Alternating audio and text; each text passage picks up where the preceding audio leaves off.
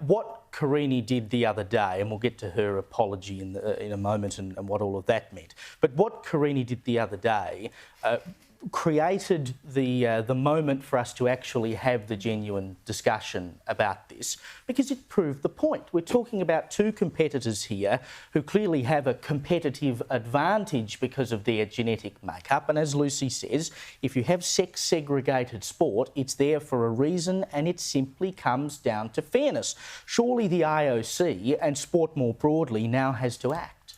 Yes, and I know this is not the case of trans-identifying athletes, but this is something that's happening across women's sport from the grassroots level up. I've spoken to people who have young kids who are sprinting or doing track and field or skiing against trans competitors, and as young girls, there's a big difference between an 8-year-old girl and an 8-year-old biological male. It's just so unfair. And so I think now that it's actually this sort of issue of gender ideology in sport has reached the Olympics, which is the pinnacle of sporting achievement, it's going to empower people from the grassroots level up to actually take a firmer stand in protecting women's sport. And so it should be. But the apology, Paul, is... And Carini had posted on social media an image that sort of indicated how she felt about the whole thing, which had a rather large, burly-looking figure coming up against her.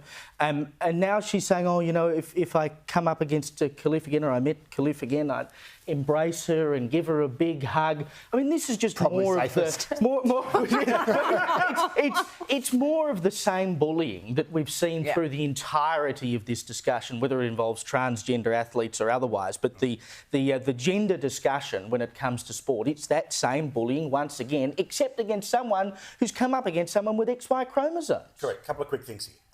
I think that the obvious nonsense of even a grey area in a high contact sport like boxing is obviously ridiculous, right? I think, bold prediction, boxing won't be in the Olympic Games for much longer. As a sport, it's had its issues, and plenty of people saying, oh, you know, it's... You know, it isn't a sport, it's basically sort of delayed brain damage, all the rest of it.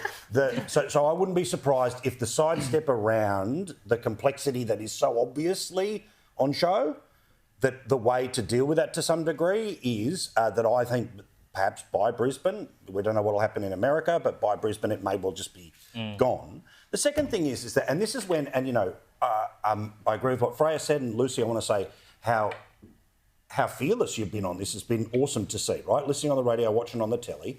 And that's because you know that when people do a certain job for a living, access starts to affect things, right? So if you're 100% a business journalist, generally speaking, they're not always going to come out with the true dirt on what's going wrong in the business world because they won't call you back. Same with politics, same with sport, and in smaller sports that don't have the same sorts of global media presence as, say, football or even to an extent swimming, the pot gets smaller and smaller. So very obviously, we all saw what we saw with our own eyes, and then magically, the apology comes around. The story is, why did she have the apology, right? What brought that on?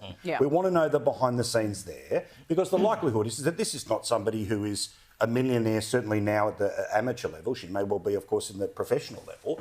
But I think that is the story in terms of the overall obvious issue with everyone else. We see what we see.